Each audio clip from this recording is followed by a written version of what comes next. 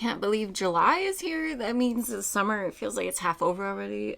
Time is moving fast. I am trying to get back into more intentional monthly budgeting. I've kind of slipped away from it since I moved here, just because, the mental health kind of got in the way. Life got in the way, I guess. I have hope that July will kind of be the month that things start looking better, which it should be, because it'll be my last month in this apartment and I'll be moving up to Maine at the end of the month. Not that moving is cheap either. And July will also be the first month of what I hope is my income from my W-2 job stabilizing, as I will be fully out of the training period. Hopefully tomorrow, Monday, July 1st, because on Tuesday, when I filmed Transfer Tuesday, I told you guys, cross your fingers that I'm on a boat today. And I was on a boat. Thank goodness. That was my fourth and final certification trip.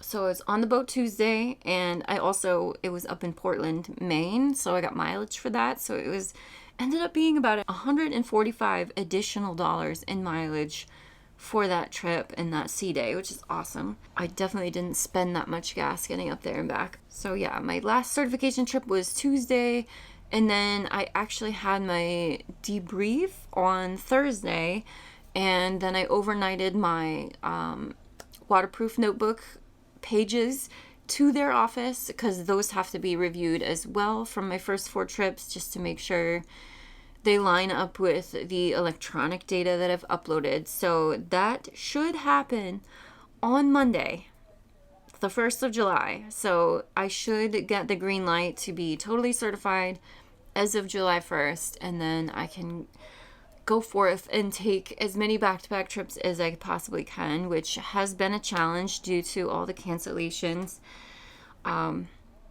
which I'll explain more about this at the end of the video. There's a lot of questions about it, and I try not to over-explain things in every video, even though I do talk about this job and this certification phase and what that means and the 12 days a month business quite a bit, because obviously it's a big deal. It is my W-2 income, but I worry that I talk too much like I am right now. So not everyone wants to hear the explanation, but I'm still getting a lot of questions about it. So I'll go through all of that again at the end, just because there are like the same questions that I'm seeing. So I'll try to answer those. But for now, let's just go through the July budget. It should be pretty easy. Okay, Google Sheets. Here we go. We always start at the top with income. My W-2 income goal, $2,880. And what that is $3,600, which should be my minimum take-home pay. I don't know yet, because again, July will be the first month where I'm finally certified and don't have to wait between trips. So if I hit the 12 sea days a month at $300 a day, that's $3,600, and I just subtracted 20%-ish for taxes. So that is my goal. Hopefully I'll get more than 12 days, but I don't know. It's not been going great so far, so we'll see. My rental property, $643.31. The rent from the tenant minus the property management fee minus the mortgage that I pay every month out of that. This is what's left over, $643.31. As I always say, you definitely want to be setting aside a chunk of that for repairs and maintenance and vacancy and all of those things that you want to cushion yourself for when you have a rental property. But I am saving every penny of this. I have been, and I will continue to do so. Even though things have been so turbulent, I definitely want to try to make it a point to save every penny of that and not use it as, livable income. But the last couple months have been a little, man. So it should be 100% saved. I shouldn't need it. And then YouTube income for July, it'll be my June payout. So I know it's going to be $433. It may be a little bit more because I did calculate this a few days before the end of the month. So it should be a little bit more than that, but that's the lowest it'll be. And again, I'm trying to save all of that as well. We'll see. And then for support, some people choose to support me directly through Venmo or PayPal. I have zero expectation of that, but it does generally end up being a line item in my budget as an income. So I will include it because you guys are amazing. And then my high yield savings account interest should be about $130. And that is just the income, the interest that my emergency fund is earning. It is sitting in my SoFi account that has 4.6% APY. Now for expenses, rent is always my biggest line item. I pay $1,500 a month here, but it comes out to about $1,555 by the time they charge me the fee to pay it online. Just super annoying, but it is what it is.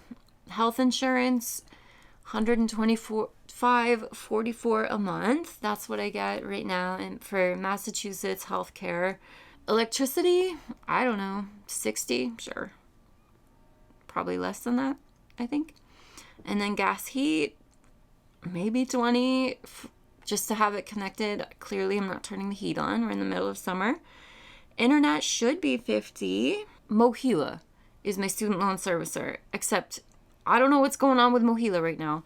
When I submitted my new income to them back in May, they've not been able to process what my new monthly payment is going to be yet, so they put me on an administrative forbearance, and I think there's two things happening on their end. One, I just think they're woefully understaffed from what I can tell. But two, they've also been transitioning my account away from Mohila. I assume it's happening for everyone. I'm transitioning to a new student loan servicer or platform or something. I've had emails telling me both things.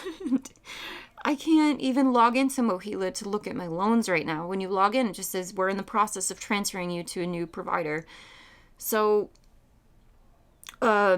I'm still in some weird administrative forbearance while they're working out their kinks and getting me transitioned to the new servicer's platform or whatever the heck is going on. But I still have a $0 monthly payment for now, which is fine. You know, whatever. I want them obviously to calculate my new monthly payment appropriately, but also I don't know if these couple months without making a payment are adding like a couple more years of me having to pay on the end of the life of my loans. Like, I don't know if these administrative forbearances count as payments made. I highly doubt it. So it's probably just tacking on months at the end of my loan life. But anyway, it's a $0 payment for now until I hear otherwise. So I still don't know what my new monthly payment's going to be with my new lower income. So gym, $0.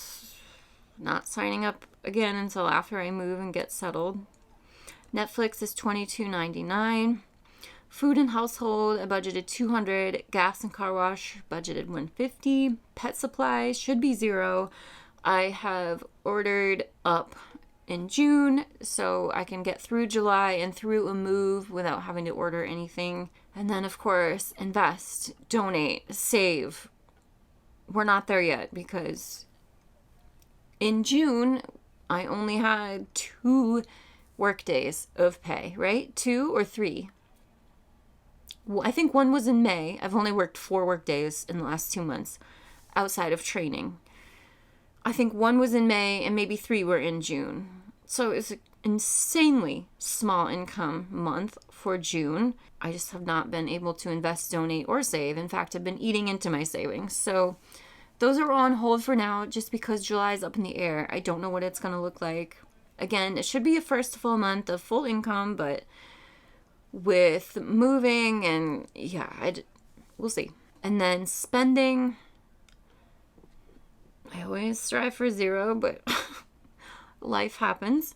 And then other, $1,600, I don't know. It could be more. It might be more.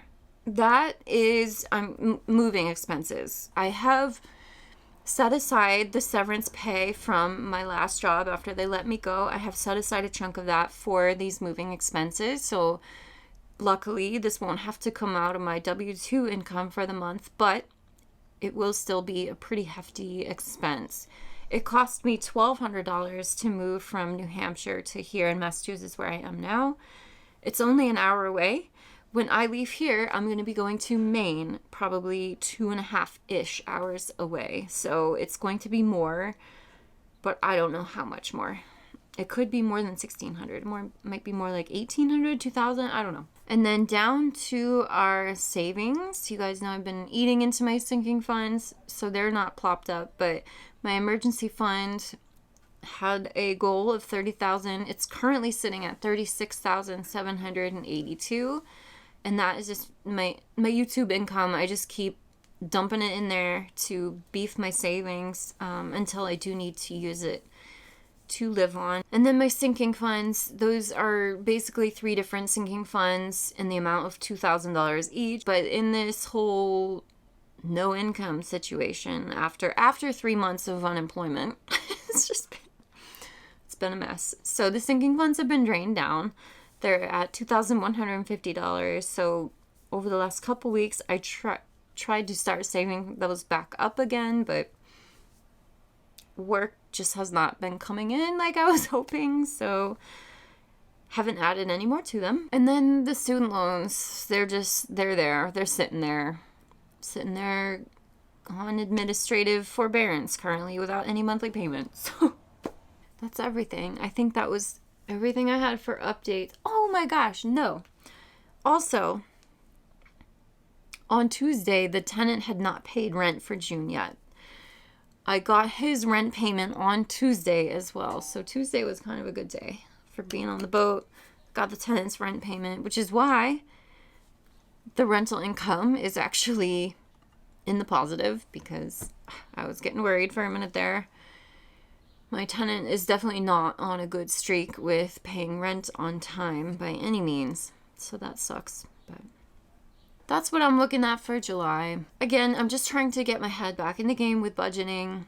Moving here, well, it started with the unemployment and then having to move and take this new job that I was hesitant about. And then it's not going well because the income is horrible, because the C days are just not coming in like I was hoping they would. And it has stressed me out so much that I've not wanted to really look tightly at the budget, just because I knew it was not going in a good direction. So I'm trying to get back in the swing. But since we're talking about the low income, let's get back to the job for a second, because there is lots of confusion about it and the whole 12 C days per month thing and why it's going to be different from, now going forward. And so let me recap everything and hopefully explain it a little bit better, a little bit more thoroughly. So my job is based on days at sea. I am an at-sea observer for commercial fisheries. So I've done this job previously. 14 years ago, I quit to go to grad school, but I had done this job for 2.5 years. When I took this job, I signed up with a different employer than I had before. The employer I have now is a new company to the game, and now there's 4 companies that provide at-sea monitors and observers, whatever you want to call them. Because I have direct experience, and recently at the job that just let me go, I also got recertified as a protected species observer and offshore survival training, like 2 of the other insanely important roles of my job that I have now. They're just, now my job title just kind of encompasses all the things. But so having the current requalifications and the fact that I have done this job before had a really big leg up in me getting the job. So I got the job. It was the first job that was offered to me coming out of 3 months on unemployment, where I applied to so many jobs. And if you are job hunting right now, my heart goes out to you, because the job market is a horrifying nightmare at this time. Even though there's tons of jobs out there, half of them are not real, they're robo postings, and you don't hear back from anything ever. So it's been really shitty. But I'm happy to take this job because I am a field work person. I'm not a desk person. I now know that about myself. It doesn't matter if I'm at home or in a fluorescent light cubicle. Sitting at a desk is slow death to me. So I prefer something in the field. So I'm actually very excited about this job and trying to remain so, even though work has been slow. But when I took the job, I very specifically said I want to do just 1-day trips for now. And that is because I had a horrifying experience during the winter, during an offshore hurricane. That was my last long trip when I did this job before. So when I accepted this position, I made it clear that I want the day trips just because of that past experience, and they said no problem. So when I accepted this job, I said I just want day trips and I don't want to work a whole ton. And they said, no problem. Our company minimum is 12 days per month. And I said, that sounds lovely. I know for me, 12 days a month at $300 a day or $3,600 before taxes leaves me enough W-2 income to be totally fine on. And I know that because I've been operating with the same budget basically for years now. And I know my baseline and my comfort level. And I know that 12 days a month will be enough income for me to work with. Plus, I have other incomes like the rental property and when the tenant pays, and YouTube, which is amazing. And those help just bolster my savings a little bit as well. So I'm okay with it. And now lately I've expressed concerns about being able to get that 12 days a month. My employer has assured me it should be no problem, but what I'm seeing is probably like a 75% cancellation rate. And what I mean by that is my employer assigns me a boat trip for the next day. So it's my job to reach out to the captain to confirm when he's going and to say, I'll see you there. However, about 75-ish% of the trips that I've been assigned to have canceled over the last month and a half that I've been trying to get my 4 certification trips in. I don't know 100% yet why they're canceling so much, but what makes logical sense to me is that because I am targeting day trips, they are claiming that they're going way more often than they actually plan to. So for some of them, maybe they're claiming every day, and I don't know. But just because they're claiming that they're going out fishing doesn't mean they have to go. But by claiming that they are so frequently, because I think they have to do it within like a 48-hour window, but with like a minimum advance notice as well, just because they do need to have an observer prepped and ready to be scheduled and be at the boat and ready to go with them, because they cannot go without them if they've been selected to have observer coverage, which they're about at 100%. So they're not taking a trip without their observer. So they need to schedule that so that the observer can be there. So I think that they're just claiming a bunch of days just so that when the conditions are right and they do want to go offshore fishing, they're ready to go. I think that's probably less of a problem for longer duration trips. So like the 5, 7, 10, whatever many day trips. Those are a lot more planned because there's a lot more involved in it. It's not just the captain and grabbing his box lunch out the door. No, that's a whole crew that needs to get prepped, ready, planned. They need to go grocery shopping. They need to get their gear ready.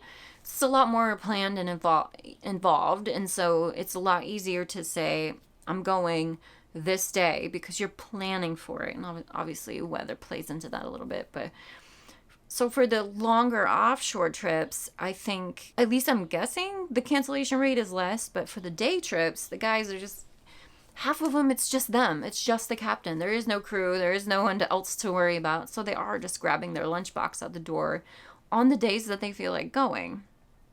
And so they know the evening ahead of time because they have to tell the observer, yes, I'm going, or no, I'm not. With the day boats, they're a heck of a lot smaller, and so they're a lot more weather dependent. So weather is playing into their cancellations as well. If the wind kicks up, they're not going to want to go. So I know I'm personally running into a lot of cancellation rates because I am only targeting those small day trips. Now I know it's not just entirely a day trip person, because we do have like a text thread in the group of everyone that was in the training class, and I know everyone is seeing a lot of cancellations. And so I do think it's just because we're at 100% observer coverage now. Everyone is just claiming that they're going all the time just so that there is an observer ready to go. Of course, I've confirmed none of this. These are all just